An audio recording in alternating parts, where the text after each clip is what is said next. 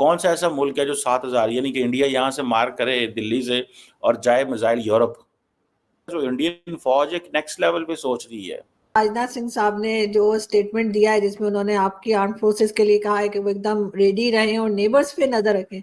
भारत के defence minister Rajnath Singh साहब जो हैं उन्होंने एक बड़ी इंपॉर्टेंट स्टेटमेंट दी है। उन्होंने कहा है कि भारतीय फौज को बिल्कुल तैयार रहना चाहिए। देखें, इसका मतलब इसके काफ़ी मीनिंग्स हैं, ठीक है जी।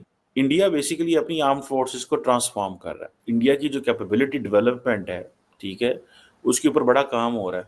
और इंडिया जो है वो अमन की बात करेगा, लेकिन कोई बंदा इस बात को मानने को तैयार नहीं। क्या पाकिस्तान इस बात को मानने को तैयार है? इंडिया ने $76 अरब डिफेंस बजट रखा है। क्या पाकिस्तान ये बात मानेगा ये अमन करना चाहता है?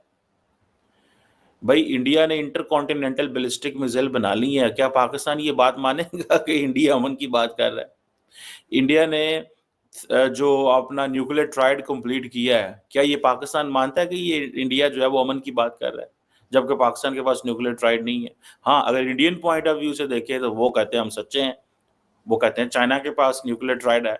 वो कहते हैं चाइना के पास इंटरकॉन्टिनेंटल बैलिस्टिक मिसाइल है। वो कहते हैं हमने चाइना के जो है वो हमने बीजिंग तक पहुंचना है।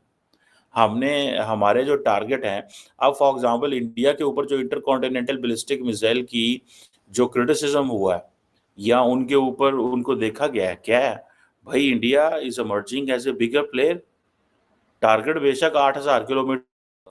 कौन सा ऐसा मुल्क है जो 7,000 यानी कि इंडिया यहाँ से मार करे दिल्ली से और जाए मिसाइल यूरोप? हाल है ना, इंडिया का दुश्मन यहाँ पाकिस्तान है या चाइना, खुल्लम खुल्ला जिसकी बात की जाए कि जिसे इंडिया कह सकता है, ठीक है जी। अब इंडिया कह रहा है जी हम अपनी आर्म फोर्सेस को ट्रांसफॉर्म करना चाहते हैं। हम अपनी आर्म फोर्सेस को ट्रांसफॉर्म करना चाहते हैं फॉर द फ्यूचर वॉर्स, ठीक है जी। और वो बात करते हैं साइनर्जी की, स्विफ्ट एंड प्रोपोर्शनेट रिस्पॉन्स क्या होगा? प्रोपोर्शनेट रिस्पॉन्स कोई नहीं होता, याद रखें, किसी भी वॉर के अंदर आपने रिस्पॉन्स एंड देन फिर इस प्रोपोर्शनेट रिस्पॉन्स की डेफिनेशन में ना कि for example if the war doesn't enter into the nuclear domain we will not get into the nuclear domain. हम आपको कन्वेंशनल है तो कन्वेंशनली रिस्पॉन्स देंगे। सिनर्जी होगी, मतलब आपकी जो तमाम आर्म फोर्सेस हैं they are going to collaborate, they are going to engage. Rajnath Singh साहब की जो इम्पोर्टेंट बात उन्होंने की, उन्होंने रशिया और यूक्रेन का रेफरेंस दिया, उन्होंने इसराइल हमास के कॉन्फ्लिक्ट की बात की, उन्होंने बांग्लादेश की बात की। वो कहते हैं इन चीज़ों को ज़हन में रखते हुए आपको बिल्कुल तैयार रहना चाहिए।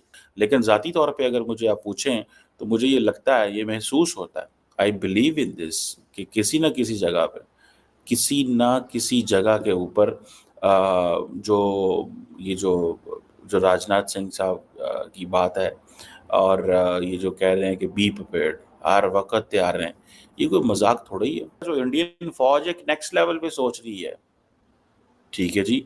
सो वो कह रहे हैं कि लॉन्ग टर्म कॉम्प्रिहेंसिव 1 लाख के करीब तो फ़ौज उन्होंने चाइना के बॉर्डर पे बिठा दी है। आप क्या समझते हैं चाइना इंडिया के लिए मज़ाक है? So that is why India is working on a comprehensive analysis of the northern border and neighbouring country. So उन्होंने मेरी ज़ाती नज़र में they have put China on priority. India को भी बांग्लादेश को भी वो अहमियत दे रहे हैं एंड पाकिस्तान को नंबर 3 पर रख रहे हैं। राफेल ले लिए हैं इंडिया ने, जो है वो ड्रोन्स ले लिए हैं इसराइल से, अमेरिका से। इंडिया ने जनाब न्यूक्लियर ट्राइड बिल्ड कर लिया है। पाकिस्तान की टेंशन शुरू। इसे बोलते हैं मिलिट्री टर्म्स में सिक्योरिटी डायलेमा, ठीक है, इसे बोलते हैं सिक्योरिटी डायलेमा। ये एक सिक्योरिटी डायलेमा है। When one gets secure other gets insecure, ठीक है जी। So India is secure, Pakistan is insecure, that is so simple. इसमें कोई बहुत बड़ी और जिसे कहते हैं ना लॉजिक वाली बात नहीं है। अब नाम उन्होंने किसी का भी नहीं लिया लेकिन अब हम लोग कह रहे हैं, हो सकते हैं चाइना को कह रहे हो सकते हैं पाकिस्तान को कह रहे हो। सर, क्या ये रूटीन की स्टेटमेंट है या आपको लगता है कि भारत में जो लीडर्स हैं उनको किसी किस्म का ऐसा लग रहा है कि कहीं से कोई प्रॉब्लम हो सकती है? हमारे रक्षा मंत्री राजनाथ सिंह जैसे लोग बात करते हैं तो वो कोई भी एक ऐसा स्टेटमेंट नहीं देते जिसका कोई मतलब ना हो, क्योंकि जब ऐसे स्ट्रेटेजिक लीडर्स बात करते हैं तो it is with the purpose. और जहां तक श्री राजनाथ सिंह जी का अभी जो बयान था या स्टेटमेंट था, उसको अगर कंटेक्स्ट देखें तो उन्होंने जॉइंट कमांडर्स कॉन्फ्रेंस जो हमारे हुआ था तो उसके वहीं पर उन्होंने बात की थी। और वो बहुत मेरे ख्याल से जब कमांडोज को मिल रहे होते हैं तो एक एनालिसिस होती है पूरे सिक्योरिटी के रिलेटेड, जिसमें एक्सटर्नल थ्रेट्स और इंटरनल थ्रेट्स के बारे में बात करती है। उस मतलब हर जगह पर वैसे ही होता है, जब भी डिफेंस मिनिस्टर अपने आर्म फोर्सेस के लोगों से मिलते हैं तो मेरे मेरे मेरे मेरे समझ में हर जगह वैसे ही बात होती है। तो उस सिलसिले में राजनाथ सिंह जी ने ये बताया था कि आप देखिए एक्सटर्नल में क्या क्या हो रहा है, चाहे वो रशिया यूक्रेन वॉर हो, चाहे वो हमारे जो नेबर्स के साथ में जो भी हो रहा हो, तो उससे हमें, और वो नेचुरल मेरे ख्याल से हर आर्मी करती है, क्योंकि वहां से कोई ना कोई सीख मिलती है, कोई ना कोई लेसन हमें डिराइव करने की जरूरत होती है, क्योंकि वॉरफेयर हमेशा चेंज होते रहता है, और जो जियोपॉलिटिकल सिचुएशंस नेबरिंग कंट्रीज में हो चाहे बाहर हो, चेंज होते रहते हैं। उससे काफी सारी चीजें सीखने को और हमें तैयार रहने का एक मौका होता है। आई थिंक वो that is professional way of soldiering कह लीजिए, या मिलिट्री अफेयर्स में जो होता है, दैट्स अ प्रोफेशनल वे जिस तरह से लोग करते हैं।